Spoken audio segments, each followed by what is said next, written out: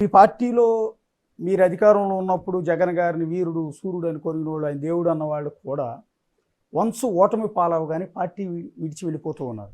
ఎవరు మంత్రులుగా పనిచేసిన వాళ్ళు వెళ్ళిపోతున్నారు. బాలినేని శ్రీనివాసరెడ్డి, ఆళ్ళ నాని లాంటి వాళ్ళు డిప్యూటీ సీఎం చేశాడు ఆయన ఏకంగా. తర్వాత ఎమ్మెల్సీలు ఇచ్చారు, ఎంతమందినో కాదని. వాళ్ళు ఎంపీలు వెళ్ళిపోతూ ఉన్నారు. అంటే దాంట్లో వన్ టూ ఉన్నాయండి. జగన్మోహన్ రెడ్డి ఒక సోషల్ ఇంజనీరింగ్ కాన్సెప్ట్ తీసుకొని వచ్చి ఒక కొత్త రూపాన్ని తీసుకొని రావడం. ఇప్పుడు ఆర్ కృష్ణయ్య ఉన్నాడు, తెలంగాణ నుంచి తీసుకొని వచ్చి అక్కడ ఇచ్చినాడు. హీ విల్ రిప్రజెంట్ బీసీల తరఫున తప్పిదమే కదా. ఏం రిప్రజెంట్ చేసినాడు? చేయలేకపోయినాడు కదా.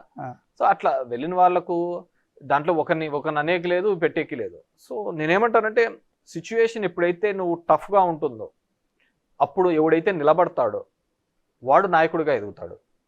ఆ సందర్భంలో నువ్వు తట్టుకోలేక చిన్నవి నా ఇంటి మీదకి వచ్చినారు, నా ఆస్తులు కొట్టేస్తున్నా, నా భూములు తీసుకుంటున్నా, నా డబ్బులు పెడుతున్నా, నా మీద కేసులు పెడుతున్నారు అని పార్టీ మారుతా అంటే ఇంకా నువ్వు నీలో వ్యక్తిత్వం ఏముంటుంది? టఫర్ టైమ్స్లో when you stand for the party or when you stand for the leader, అప్పుడు నువ్వు ఒక నాయకుడిగా ఎదుగుతావు. అంటే ఈ సందర్భం కాదు, వ్యాపారంలో కావచ్చు, ఏదైనా కాదు. సింపుల్ థింగ్ చెప్తాను.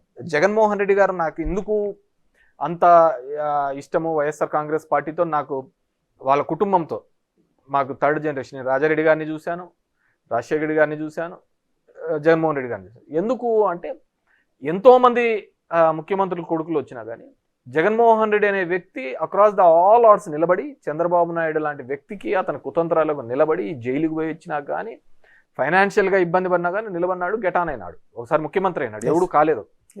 సో ఇప్పటికు కూడా ఒక పాలసీలో రెండు భావజాలాల మీద పార్టీలు నడుస్తాయి. ఇప్పుడు భావజాలాలు ఎక్కడ ఉన్నాయి? లేవు కదా పార్టీలలో. అంతా డబ్బులకే పోతున్నారు తప్ప, అవకాశవాదం తప్ప భావజాలాలు లేవు. రెండు భావజాలు, చంద్రబాబు నాయుడుది ఒక వ్యక్తిత్వం పోతుంది, దానికి అగెనిస్ట్ వ్యక్తిత్వం అనేది జనంలో ఉంటుంది. కమ్యూనిస్టులు ఎట్లుంటారు, క్యాపిటలిస్టులు అలాగే ఉంటారు. సో ఇద్దరిది సరిపోయిన దాంట్లో దీనికి మద్దతు తెలిపే వాళ్ళు ఉంటారు, దీనికి తెలిపే. నేను చంద్రబాబు యొక్క ఆలోచన విధానాన్ని ఇతను వ్యతిరేకిస్తే జనంకి ఏదో మేలు చేయాలని వాళ్ళ నాన్న నుంచి, వాళ్ళ తాత నుంచి ఒక లెగసీని మా నాన్న పేరు నిలబెట్టాలనే కార్యక్రమంలో చేస్తున్నప్పుడు ఐ అప్రిషియేట్ హిమ్. ఎందుకంటే ఒక నాయకుడిగా ఒక చిన్న వయసులో నిలబడినాడు అక్రాస్ ద ఆల్ ఆర్ట్స్. ఎంతోమంది ఇబ్బంది పెట్టినారు, తొక్కలను చూసినారు, ఇది చేసినారు, కానీ నిలబడినాడు. అదేవిధంగా దేశంలో ఒక సాంప్రదాయాన్ని క్రియేట్ చేయాలని చెప్తే చెయ్యాలి హామీనని నెరవేర్చినాడు. నెరవేర్చిన తర్వాత సరే సక్సెస్ ఫెయిల్యూర్ అనే తర్వాత ఒక ఆలోచన విధానం, నేను చెప్తే మాట తప్పను అనేది రాజకీయ నాయకులలో, రాజకీయ దానిలో ఎంతమంది ఉంటారు చెప్పండి. సరే 1-2 ఉండొచ్చు, అటు ఇటు పొలిటికల్గా అకామిడేట్ చేసే దానిలో 1-2 ఉండొచ్చు, కానీ ప్రజలకు ఇచ్చిన హామీలను నెరవేర్చడానికి ఒక యజ్ఞంలా చేశాడు. నేను ఎందుకు చెప్తున్నానంటే మీరంతా ఫ్రీబీస్ అన్నాడు, అది చెప్పిన మాట కోసం చేశాను. దానికోసము, ఆ సంక్షేమం కోసం మాకు పెట్టున్న ప్రతి మీటింగ్ల కోసం మీరు తిరగండి, నేను ఏదైతే చెప్పానో ఆ బటన్ నేను నొక్కుతాను, మీరు తిరగండి అని చెప్పేసి మమ్మల్ని అందరినీ పంపించేస్తున్నాను. ఎందుకంటే అతను అన్నాడు అనమాట, నేను చేసి నిరూపిస్తాను అని. మేబీ ఇప్పుడు ఫెయిల్ అయింది కాబట్టి ఇవన్నీ ఫెయిల్యూర్ మోడల్. అంటే మీరు అధికారంలో ఉన్నప్పుడు కూడా మీకు ప్రజలు ఒక హింట్ ఇస్తూ వచ్చారు, మీరు గమనించారా? నాకైతే ఎక్కడ సంవత్సరం ముందు, బహుశా ఎలక్షన్కి ఒక సంవత్సరం ముందు అనుకుంటా, సమ్ ఎమ్మెల్సీలు, లోకల్ బాడీ ఎమ్మెల్సీ కావచ్చు, లోకల్ బాడీ ఎలక్షన్స్ కావచ్చు జరిగినప్పుడు 3 ఎమ్మెల్సీలు టీడీపీ గెలిచింది. మీ పార్టీ నుంచి 4 ఎమ్మెల్యేలు మీరు అధికారంలో ఉన్నారని తెలిసి కూడా వాళ్ళకు ఓటేశారు ధిక్కరించి. అంటే సో ఇవన్నీ హింట్స్ అనిపించలేదా మీకు? అరే తేడా కొడుతుంది. ఎప్పుడైనా కానీ గ్రాడ్యుయేట్ ఎలక్షన్స్ ఎప్పుడే కానీ యాంటీ గవర్నమెంట్ జరుగుతాయి, అది రాసి పెట్టుకోండి. యాంటీ గవర్నమెంట్ జరుగుతాయి గ్రాడ్యుయేట్ ఎలక్షన్స్. ఎందుకంటే బేసిక్గా ఎంప్లాయీస్ అనేవాళ్ళు మాకు అప్పటికే నెగిటివ్ అయిన మాట వాస్తవం. సో వాళ్ళు బాగా పోలరైజ్ చేసేది, గ్రాడ్యుయేట్స్ని వీళ్ళందరినీ బాగా పోలరైజ్ చేసినారు. అండ్ ఆ ఎలక్షన్స్ కూడా మేము సరిగ్గా చేసుకోలేకపోయాం. సో బేసిక్గా రాయలసీమ ప్రాంతంలో అయితే నిజంగా అంటే నాకు ధర్మవరంలో కావచ్చు, దీనిలో కాదు, నేను నిజంగా అంటే ఆ విధంగా నెగిటివ్గా జరుగుతోంది, నెగిటివ్గా నాకు కనపడుతుంది అనేది నేనైతే గుర్తించలేకపోయాను. మీరు ఇంతకుముందు అన్నట్టుగా ఎక్కడైనా కాన్స్టిట్యూన్సీలో కనిపించలేదు, మా కాన్స్టిట్యూన్సీలో కనపడలేదు, తక్కువ ఉంది అక్కడ. ఎందుకంటే మీరు నేను కష్టపడ్డాను. మీ మాదిరిగా కష్టపడిన ఎమ్మెల్యే లేరు ఆ పార్టీలో. నిజానికి మీరు అన్నట్టు జగన్ గారు ప్రతిసారి మీటింగ్ పెట్టి గడప తిరగండి అని టార్గెట్లు ఇచ్చి, ఒక్కొక్కరికి ర్యాంకులు ఇచ్చి, ఇంత హడావుడి చేసి తిరగని వాళ్ళ ఎమ్మెల్యేని పట్టుకుని తిట్టేవాళ్ళు మీటింగ్లో. అంత చేసినా కూడా చాలా మందికి ఒళ్ళొంగల. మీరు తిరిగారు. మేబీ నేను నా నియోజకవర్గం అదే, నాకు మొత్తం అదే బాయిలో కప్పలాగా నేను దాంట్లోనే బతికానేమో, అందుకు ప్రపంచం ఏం జరుగుతుందో నాకు కనపడలేకపోయింది. సో నాకైతే కనపడలేదు. సరే, కానీ జగన్మోహన్ రెడ్డి గారు చూడండి, మీరు పొలిటికల్ సిస్టంలో 90 మంది క్యాండిడేట్లను మార్చినాడు. అవును, అంటే మోర్ దాన్ 50% క్యాండిడేట్లను, 12 మంది ఎంపీలను, 78 మంది ఎమ్మెల్యే క్యాండిడేట్లను మార్చి సోషల్ ఇంజనీరింగ్ అని చెప్పి తీసుకు. ఎవడైనా ఇంత ఈ విధంగా చేస్తారో చెప్పండి? అంటే ఐపాక్ మీద ఆధారపడ్డాడని కదా. ఐప్యాక్ అనేది కాదు, నువ్వు జనంలోకి తిరగలేదు, తిరగలేదు అని చెప్పి మార్చినాడు. ఏం చెప్పాలా? సో కాదండి, అదంతా కూడా ఐప్యాక్ సజెస్ట్ చేసింది, ఐప్యాక్ ఏది చెప్తే అది చేశాడు, ఐప్యాక్ చెప్పింది కాబట్టి 90 మందిని మార్చాడు. ఎవరు వీళ్ళు 90 మంది ఎమ్మెల్యేలు అంటున్నారు, వీళ్ళు తిరగలేదని చెప్పింది ఐప్యాక్, వీళ్ళు మారిస్తే తప్ప ఇక్కడ గెలవలేదు. అంటే దీంట్లో రెండు ఉన్నాయండి. ఇక్కడ కేసీఆర్ ఎప్పుడైతే మార్చలేదు కాబట్టి ఓడిపోయినాడు అని ఒక వచ్చిందో, ఇక్కడ అందరూ ఏమంటారు, టీఆర్ఎస్ కన్నా క్యాండిడేట్లను మార్చింటే కన్నా గెలిచేదేమో అని చెప్పేసి. It's big question again. So ఈయన ఇక్కడికి వచ్చిన తర్వాత మార్చలేదు కాబట్టి మనము అది మా కష్టమైనా నష్టమైనా ఏదైనా కాబట్టి మార్చేద్దామని చెప్పేసి ఆ 78 మందిని మీరు అనుకున్నట్టుగా ఆ 78 మందిని మార్చినాడు. ఆ 78 మంది చోట ప్రతి క్యాండిడేట్ కూడా 10 నుంచి 15 వేల ఓట్లు ఖచ్చితంగా ఇన్ఫ్లుయెన్స్ చేస్తాడు కదా. ఇప్పుడు చూడండి, తెలుగుదేశం పార్టీకి కృష్ణదేవరాయలు కావచ్చు, మాగుంట కావచ్చు, వేమిరెడ్డి కావచ్చు, మేము క్యాండిడేట్లను ఇచ్చినాం వాళ్ళకు. వాళ్ళ 40 ఏళ్ళ పార్టీ రాజకీయ చరిత్ర అంటాడు, వాళ్ళకి ఎంపీ క్యాండిడేట్లే లేకపోతే మేము ఇచ్చినాం వాళ్ళకి ఎంపీ క్యాండిడేట్లు. లేదంటే ఆ 3 ప్రాంతాల్లో వాళ్ళ క్యాండిడేట్లే లేవు, తీసుకొని వచ్చి ఇచ్చినామా లేదా? So that's a mistake. మనము ఆ 78 మంది మార్చడంతో ఒక్కొరు ఖచ్చితంగా 10-15 వేల ఓట్లు ఇన్ఫ్లుయెన్స్ చేసింటారు. అది చాలు కదా గెలుపోవటంకి 1%, 2% చాలు. సో అట్లా తీసుకొని పోయి చేసిన సందర్భం. ఎలక్షన్ ముందు కొంతమంది వెళ్ళిపోయారు నాయకులు, ఎన్నికల ఓటమి తర్వాత కూడా ఇప్పటికీ చాలా మంది జగన్మోహన్ రెడ్డిని తిట్టి ఆ పార్టీ నుంచి బయటకు వచ్చేస్తున్నారు. సరే, తిట్టిన వాళ్ళ సంగతి వదిలేద్దాం. పద్ధతిగా బయటకు వచ్చిన విజయసాయి రెడ్డి గారి గురించి మాట్లాడారు. ఎందుకు వచ్చాడు ఏంటనేది ఎవరికి అర్థం కావట్లేదు. మీకేమన్నా ఐడియా ఉందా? నాకు కూడా పెద్ద ఇది లేదు. నాకు విజయసాయి రెడ్డితో మొదటి నుంచి సంబంధాలు తక్కువే. నేను బేసిక్గా అతన్ని కూడా పొలిటికల్గా కూడా ప్రెజర్స్ పెట్టినారని నేను అనుకుంటున్నాను. ఆ కాకినాడది రోజు కంటిన్యూస్గా పేపర్లలో చూస్తున్నాం కదా, సెటిల్ అయింది అనుకున్నారు. కానీ ఇంకా ఈడీ కేసులు ఇవన్నీ కూడా, అప్పుడు విజయసాయి రెడ్డి మాత్రమే కేసులలో ఉండే నిందితుడు. ఈ రోజు వాళ్ళ కుటుంబం వచ్చింది. సో ఎంతైనా కానీ కుటుంబం మీద వచ్చేకల్లా ఆ సెన్సిటివిటీ వేరు. సో మేబీ ఆ విధంగా ఆలోచించినాడు. సరే, అతని వల్ల పార్టీకి మంచి జరుగుతుందా, నష్టం జరుగుతుందా, లేకుంటే మేలా ఇది అనేది మా ప్రాంతంలో అతను రీజనల్ కోఆర్డినేటర్గా లేదు.